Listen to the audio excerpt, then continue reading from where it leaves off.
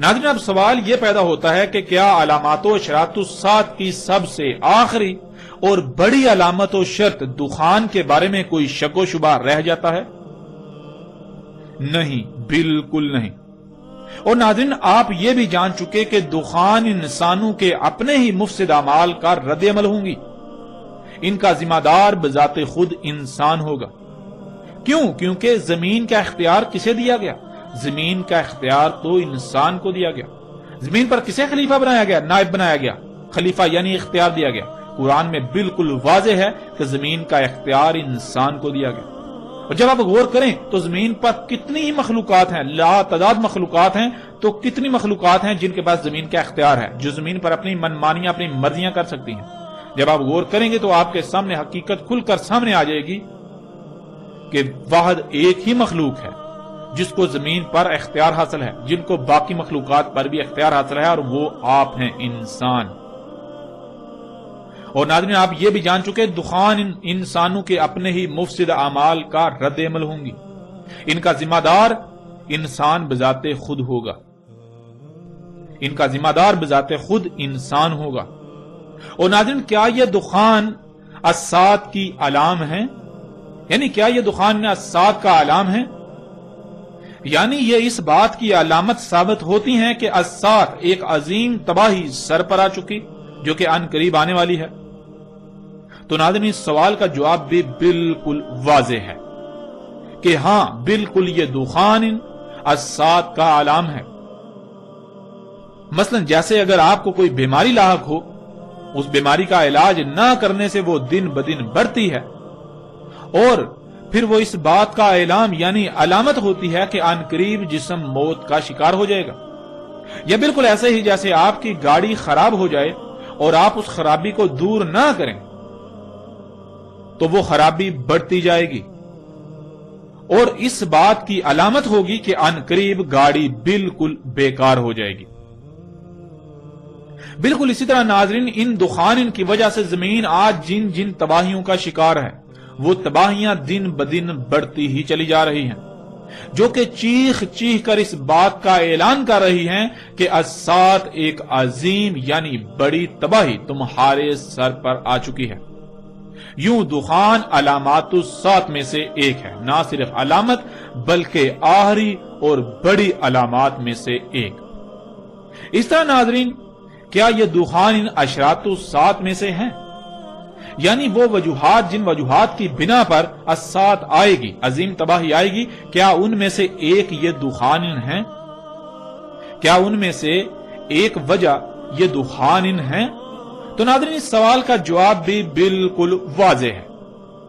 ہاں، بالکل بلا شک و شبہ آج ان دخان یعنی ان گیسوں کی وجہ سے جو تباہیاں آ رہی ہیں، یہ اس بڑی عظیم تباہی کا سبب بنیں گی، جس سے یہ بات کھل کر واضح ہو جاتی ہے کہ یہ دخان یعنی یہ گیسیں نہ صرف اشراط الساعت میں سے ایک ہیں بلکہ یہ آخری اور بڑی اشراط میں سے ایک ہیں۔ ناظرین، حق ہر لحاظ سے آپ کے سامنے ہے۔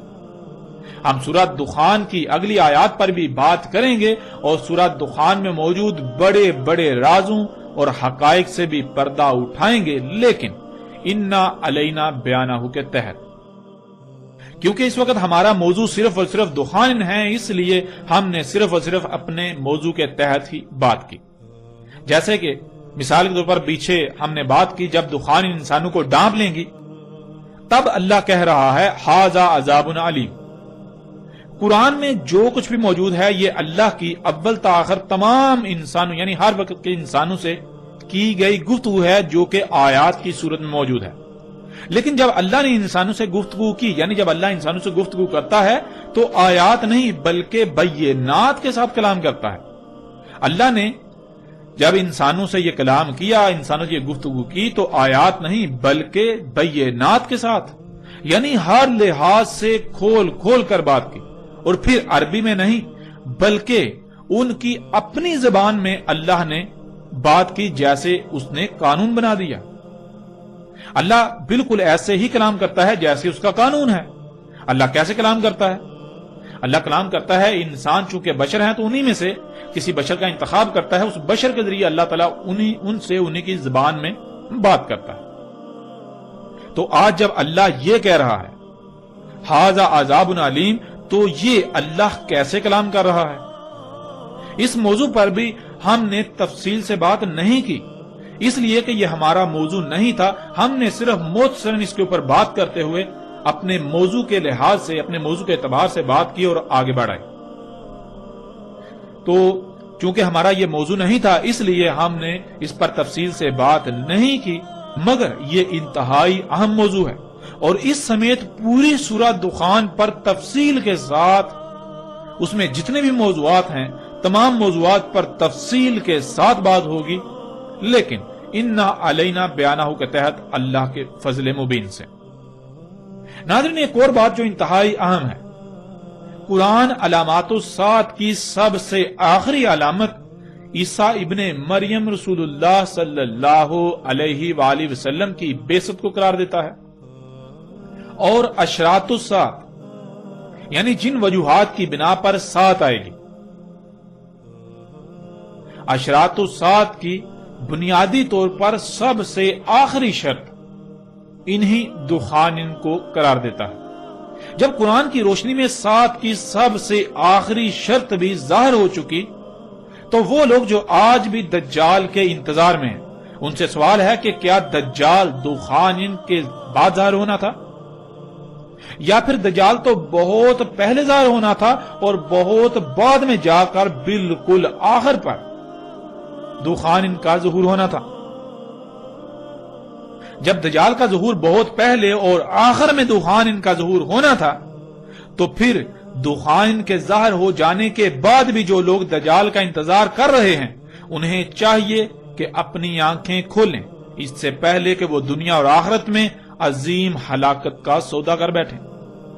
آج وقت آپ کے پاس ہے، اگر آج آپ نے عقل سے کام نہ لیا، آج آپ نے غور و فکر نہ کیا، حق ہر لحاظ سے واضح ہو جانے کے باوجود گمراہی کو ترک نہ کیا، تو جان لیں نقصان کسی کا نہیں بلکہ نقصان آپ کا اپنا ہی ہوگا۔ آج اگر آپ اندھوں کی طرح دوسروں کے پیچھے چلو گے تو جان لو بعد میں سوائے پچھتاوے کے کچھ نہیں رہے گا۔ جن کے پیچھے آج تم چلو گے، کل کو وہ تمہارے کیا، وہ اپنی نصرت کرنے کے بھی اہل نہیں ہوں گے، وہ تو خود چیہو پکار آہو بکا کر رہے ہوں گے۔ اکثریت کو معیار سمجھ کر اکثریت کے پیچھے چلنے والوں، آج وقت ہے، اپنی آنکھیں کھول لو، ورنہ انجام بہت بھیانک ہوگا۔ تب چیہو گے، چلاؤ گے، لیکن تب تمہارے پاس سوائے پچھتاوے کے کچھ نہیں رہے گا۔ جان لو حق ہر لحاظ سے کھل کھل کر واضح ہو چکا۔ گروہوں، تنظیموں اور فرقوں کی بنیاد پر، مسالک کی بنیاد پر حق کے دعوے داروں، جان لو اگر آج آپ انہی دائروں میں اپنے آپ کو بند کیے رہو گے حق ہر لحاظ سے کھل جانے کے باوجود، تو پھر تمہارا انجام کیا ہوگا اسے بھی جان لو۔ پھر تمہارے پاس بعد میں سوائے پچھتاوے کے کچھ نہیں رہے گا۔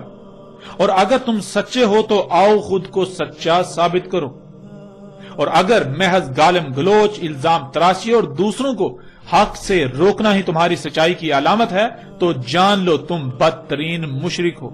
کوئی مومن ایسا نہیں کر سکتا۔ مومن تو اللہ کا اسم ہے، المومن۔ مومن گالم گلوچ نہیں کرتا، یہ تو باطل کی نشانی ہے۔ خواہ یہاں تک یقین کیوں نہ ہو کہ سامنے باطل ہے، حق کبھی نہیں روکتا، بلکہ حق تو کہتا ہے کہ اپنے گھوڑے دوڑا لو، اپنی تحقیق کر لو، اگر وہ حق ثابت ہو جائے تو اسے اخذ کر لینا۔ حق ایسا اس لیے کہتا ہے کیونکہ اسے علم ہے کہ میں حق ہوں، باطل اس کا مقابلہ نہیں کر سکتا۔ کوئی کتنا ہی ادھر ادھر کیوں نہ بھاگ دوڑ کر لے، مجبوراً بالآخر اسے میرے پاس ہی آنا پڑے گا کیونکہ میں حق ہوں۔ لیکن اس کے برعکس باطل روکتا ہے۔ باطل لوگوں کو روکتا ہے کیونکہ اسے علم ہے کہ وہ باطل ہے۔ اگر لوگوں تک حق پہنچ گیا تو باطل پاش پاش ہو جائے گا، اور اسی خوف سے باطل ان بیساکھیوں کا استعمال کرتا ہے کہ لوگوں کو حق سے روکتا ہے، لوگوں کو تحقیق کرنے سے روکتا ہے۔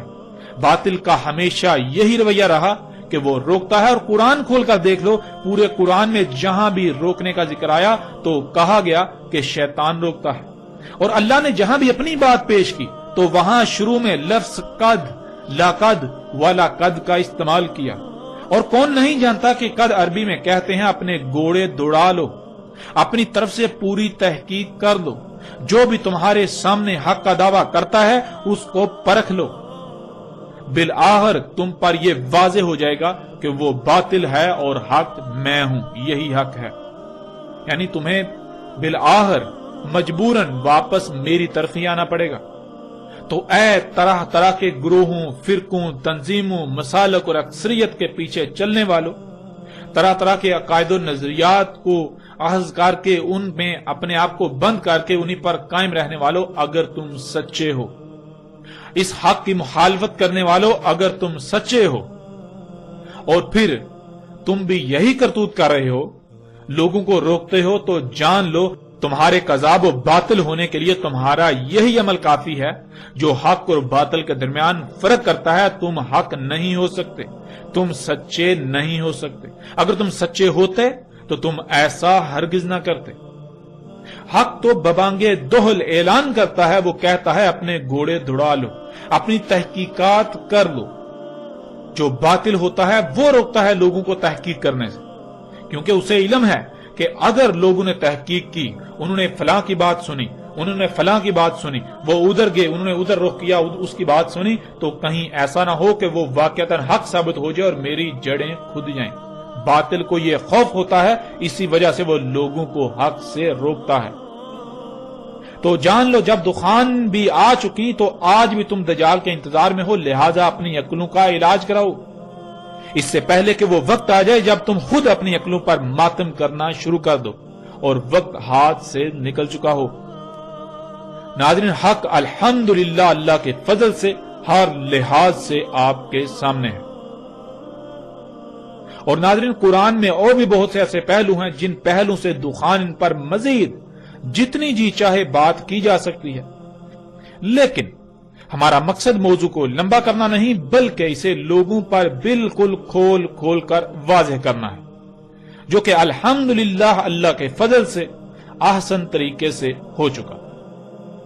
اب ہم آتے ہیں اس طرف کہ محمد علیہ السلام نے آج سے 14 صدیاں قبل دخان کے بارے میں کیا کہا تھا، دخان کے بارے میں کیا رہنمائی کی تھی۔ ناظرین، اس وقت سکرین پر آپ کو روایت نظر آ رہی ہے۔ سب سے پہلے حسب سابق روایت میں استعمال ہونے والے الفاظ کو جان لیتے ہیں۔ ان میں پہلا لفظ ہے ملا، جس کے معنی ہے انسانوں اور غیر انسانی مخلوقات کی ایک بہت بڑی تعداد کا غیر منظم طریقے سے ایسا کام کرنا جس سے روکا گیا ہو، جس کی اجازت نہ دی گئی ہو، یعنی حرام کام، جس کی وجہ سے ان کے عمل کا رد عمل بہت بڑی مقدار میں ظاہر ہو جائے۔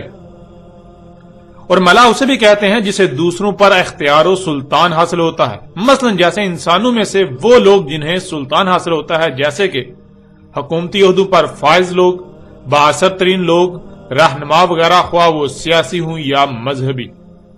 پھر اگلا لفظ ہے یوم۔ یوم کہتے ہیں نقطہ آغاز سے نقطہ اختتام تک کی مدت کو، مرحلے کو، پیریڈ یا طے شدہ مدت وغیرہ کو۔ اب آتے ہیں ناظرین روایت کی طرف۔ پوچھا گیا ہے اللہ کے نبی صلی اللہ علیہ وآلہ وسلم، اور کیا ہے دخان؟ رسول اللہ صلی اللہ علیہ وآلہ وسلم نے جواب دیا، یہ آیت ہے، فَارْتَقِبْ يَوْمَ يَأْتِي السَّمَاءُ بِدُخَانٍ مُبِينٍ، یعنی تمہیں آسمان و زمین اور جو کچھ بھی ان میں ہے ان کی تخلیق کے بارے میں ہر لحاظ سے واضح کر دیا اور آگاہ کر دیا کہ ان میں چھیڑ چھاڑ نہ کرنا، کسی بھی قسم کی مداخلت نہ کرنا، ورنہ ان میں فساد ہوگا اور پھر تباہیوں کی صورت میں وہ فساد ظاہر ہوگا۔ تم نے اس دعوت کو تسلیم نہ کیا اور وہی کیا جس سے منع کیا تھا، تو پھر وہی ہوا، تباہیاں ظاہر ہوئیں، لیکن تم نے اپنی آنکھوں سے سب دیکھ لینے کے باوجود بھی یقین نہ کیا اور اپنی اسی روش کو برقرار رکھا، یلعبون ہی کر رہے ہو۔ تو پھر جان لو ہم نے کہا تھا کہ ہم نے آسمانوں، زمین اور جو کچھ بن میں ہے انہیں گیسوں سے خلق کیا، ان میں پنگے لینے سے گیسیں خارج ہوں گی، اس لیے تمہارے یلعبون کرنے سے ان قریب یہ فضا جس میں تم سانس لیتے ہو یہ ہر لحاظ سے طرح طرح کی گیسوں سے بھر جائے گی۔ اور یہی رسول اللہ علیہ السلام نے کہا فارتقب یوم یاتی السماء بدخان مبین، پس قریب ہے جس یوم آئے گا آسمان ہر طرف سے کھلم کھلا ہر لحاظ سے گیسوں کے ساتھ۔ انسانوں اور غیر انسانی مخلوقات کی بہت بڑی غیر معمولی تعداد کے غیر منظم طریقے سے ایسے اعمال کا رد عمل ہوگا، یعنی ایسے اعمال کا رد عمل ہوں گی جن سے اللہ سبحانہ و تعالی نے روک دیا تھا، جو حرام ہیں۔ ان کے ان اعمال کی وجہ سے مشرق اور مغرب کے درمیان گیسیں بھر جائیں گی، ایسے کہ ان گیسوں کو پوری دنیا کے انسانوں پر سلطان حاصل ہوگا، یعنی وہ مشرق و مغرب کے درمیان اس طرح بھر جائیں گی کہ انسان ان گیسوں کے سامنے بے بس و بے اختیار ہوں گے۔ انہیں انہی گیسوں کے ماتحت رہنا پڑے گا، انہیں انہی میں سانس لینا پڑے گی، اور وہ گیسیں رہیں گی 40 یوم اور لیل۔ اس طرح ناظرین اگلی روایت آپ کو سکرین پر نظر آ رہی ہے، اس میں رسول اللہ صلی اللہ علیہ وآلہ وسلم نے کیا کہا وہ آپ کے سامنے ہے۔ رسول اللہ صلی اللہ علیہ وآلہ وسلم نے دخان کے بارے میں کہا کہ وہ الساعۃ کی اشراط میں سے ہیں، یعنی جن وجوہات کی بنا پر الساعۃ آئے گی، دنیا میں آخری بڑی تباہی آئے گی جس سے دنیا میں تمام انسانوں کا خاتمہ ہوگا، اس تباہی کی وجوہات میں سے ایک وجہ دخان یعنی وہ گیسیں ہوں گی۔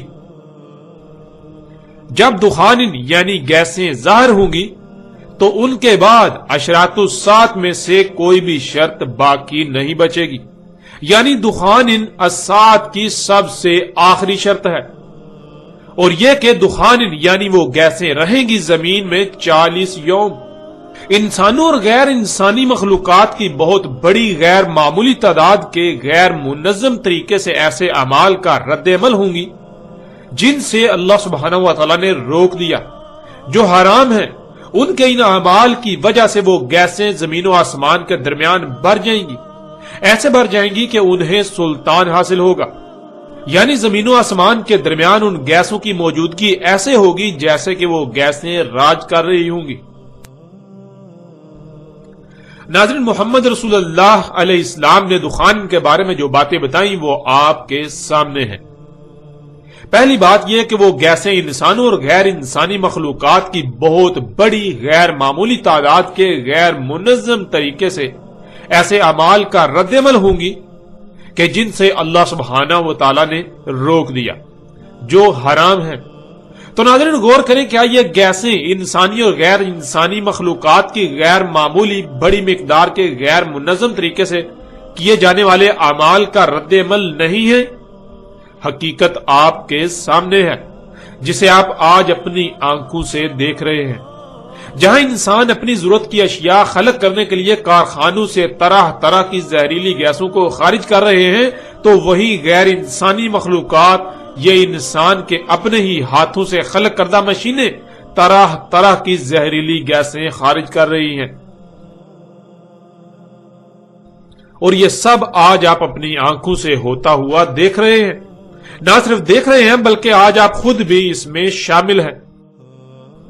یوں محمد رسول اللہ علیہ السلام کے الفاظ بالکل سچ ثابت ہو جاتے ہیں جو انہوں نے آج سے 14 صدیاں قبل کہے تھے۔ پھر ناظرین، محمد رسول اللہ علیہ السلام نے کہا کہ وہ گیسیں زمین و آسمان کے درمیان اس طرح بھر جائیں گی کہ انہیں سلطان حاصل ہوگا، ایسے کہ جیسے وہ راج کر رہی ہوں۔ تمام کے تمام انسان ان گیسوں کے سامنے بے بس ہوں گے، اور انہی گیسوں میں سانس لینا پڑے گا، انہی میں زندہ رہنا ہوگا۔ انسان ان گیسوں کے تسلط میں رہیں گے۔ تو کیا ناظرین آج حقیقت یہ نہیں ہے؟ کیا آج یہ سب آپ اپنی آنکھوں سے نہیں دیکھ رہے؟ ناظرین، یہ حقیقت آج آپ اپنی آنکھوں سے دیکھ رہے ہیں۔ کیا آج بذات خود اسی وقت میں آپ موجود نہیں ہیں؟ آج خود آپ اسی وقت میں موجود ہیں۔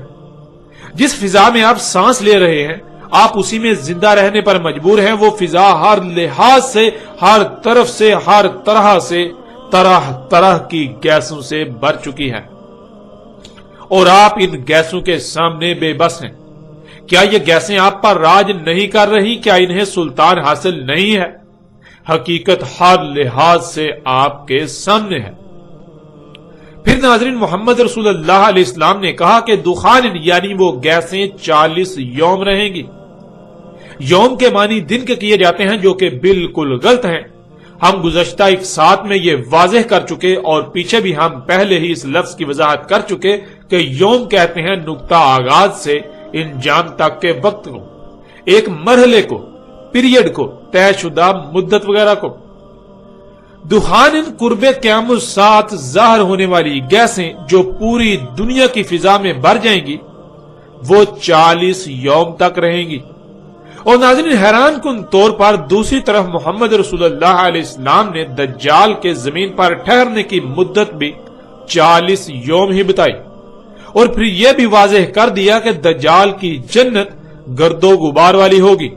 وہ گرد و غبار اپنی ذات میں طرح طرح کی گیسیں ہوں گی، یعنی وہ گرد و غبار طرح طرح کی گیسیں ہوں گی، دخان ہوں گی، جیسا کہ آپ سکرین پر نظر آنے والی روایت میں دیکھ سکتے ہیں.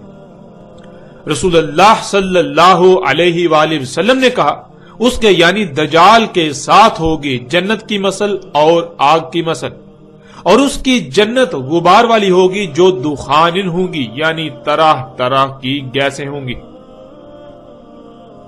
اور ناظرین آج آپ دیکھیں دنیا جو آج طرح طرح کی سہولتوں سے مزین ہو چکی ہے، آج جنت کا منظر پیش کر رہی ہے. جنت کہتے ہیں ایسی جگہ کو جہاں انسان کو مشقت نہ کرنی پڑے، بلکہ اس کے برعکس اسے طرح طرح کی سہولتیں، آسائشیں اور آسانیاں حاصل ہوں.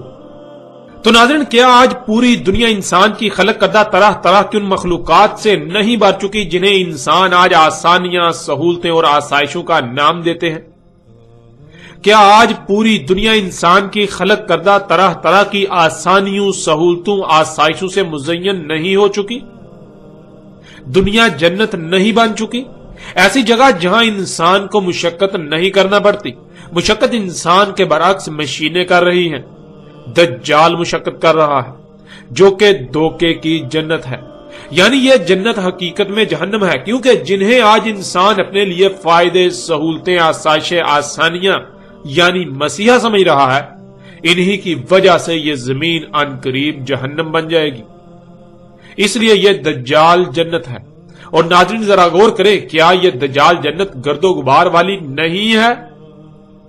اور پھر یہ بھی غور کریں کہ یہ گرد و غبار اپنے آپ میں دخان یعنی گیسیں نہیں ہیں جو دابت الارض خارج کر رہا ہے، جو کارخانوں سے خارج ہو رہی ہے، ان کارخانوں سے جن کارخانوں میں آپ اپنے استعمال کی اشیاء خلق کر رہے ہیں، اپنی ضروریات خلق کر رہے ہیں. انسانوں کے اپنے ہی مفسد اعمال کے سبب یہ گیسیں خارج ہو رہی ہیں، یہ گرد و غبار خارج ہو رہی ہے جن سے اللہ سبحانہ و تعالی نے سختی کے ساتھ منع کیا تھا، ان اعمال سے، ان اعمال کے سبب. ناظرین دجال کے زمین پر ٹھہرنے کی مدت 40 یوم، دجال کی جنت کی مدت 40 یوم، دخان قرب قیام الساعت ظاہر ہونے والی گیسوں کی مدت بھی 40 یوم، اور دجال کی جنت انہی دخان یعنی گیسوں سے بری ہوئی ہوگی. اور یہ تمام تر حقائق آج آپ کے سامنے ہیں. آج جب دخان یہ گیسیں بھی ظاہر ہو گئیں تو کیا دجال ابھی آیا ہی نہیں؟ دجال کی جنت تو انہی گیسوں سے بری ہوئی ہونا تھی جو کہ آج نہ صرف دجال جنت موجود ہے بلکہ انہی طرح طرح کی گیسوں سے بری ہوئی ہے. دجال کی گرد و غبار والی جنت جو کہ طرح طرح کی دخان یعنی گیسیں ہیں، ان گیسوں سے بری ہوئی جنت آج موجود ہے لیکن دجال ابھی آیا ہی نہیں. یہ کیسے ہو سکتا ہے؟ کیا کبھی آپ نے غور کیا؟ ناظرین کیا آپ اب بھی اپنی آنکھیں کھولنے کو تیار نہیں اور اندھوں کی طرح اسی طبقے کے پیچھے چل کر دنیا اور آخرت میں ہلاکت کا سودا کرنا چاہتے ہیں جو طبقہ دین کے نام پر اللہ ہی کا دشمن بنا ہوا ہے؟ وہ طبقہ جسے محمد رسول اللہ علیہ السلام نے امام الدجال کہا تھا، وہ لوگ جو دجال کے امام ہوں گے، جو دجال کو انسانوں پر واضح نہیں ہونے دیں گے، جو دجال پر پردہ ڈال کر اسے انسانوں کی نظروں سے چھپا دیں گے اور الٹا انسانوں کو دجال کا غلام بنا دیں گے، اور انسانوں کو یہ علم بھی نہ ہوگا کہ وہ دجال کو اپنا رب بنا چکے ہیں. تو کیا ناظرین آج آپ انہی امام الدجال کے پیچھے چلنا چاہتے ہیں؟ انہی کے پیچھے چل کر آپ دنیا و آخرت میں ہلاکت کا سودا کرنا چاہتے ہیں؟ اب فیصلہ آپ کے اپنے اختیار میں ہے۔ حق ہر لحاظ سے آپ پر واضح ہو چکا۔ پھر ناظرین محمد رسول اللہ علیہ السلام نے کہا تھا کہ دخان ان اشراط الساعۃ کی سب سے آخری شرط ہوں گی۔ دخان کے بعد کوئی شرط نہیں بچے گی۔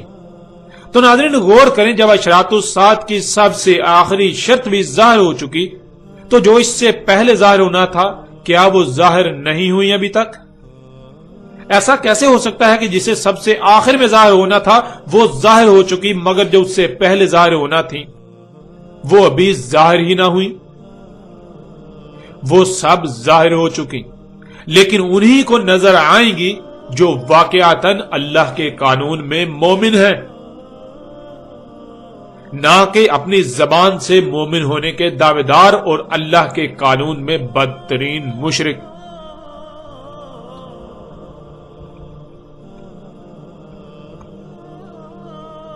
آج جب الساعۃ کی سب سے آخری شرط دخان، طرح طرح کی گیسیں بھی ظاہر ہو چکی، تو وہ لوگ جو ابھی بھی دجال کے انتظار میں ہیں، جو ابھی تک دجال اور دعوت الارض سمیت باقی علامات و اشراط کے انتظار میں ہیں، انہیں چاہیے کہ وہ اپنی عقلوں کا علاج کروائیں۔ انہیں بے شک ہماری یہ بات ناگوار گزرے، لیکن یہ اٹل حقیقت ہے کہ ایسے لوگ شر الدواب ہیں۔ ایسے لوگ اللہ کے قانون میں حیات نہیں ہیں بلکہ اموات ہیں۔ ایسے لوگ اللہ کے قانون میں قبروں میں ہیں۔ ایسے لوگ اللہ کے قانون میں اندھے ہیں۔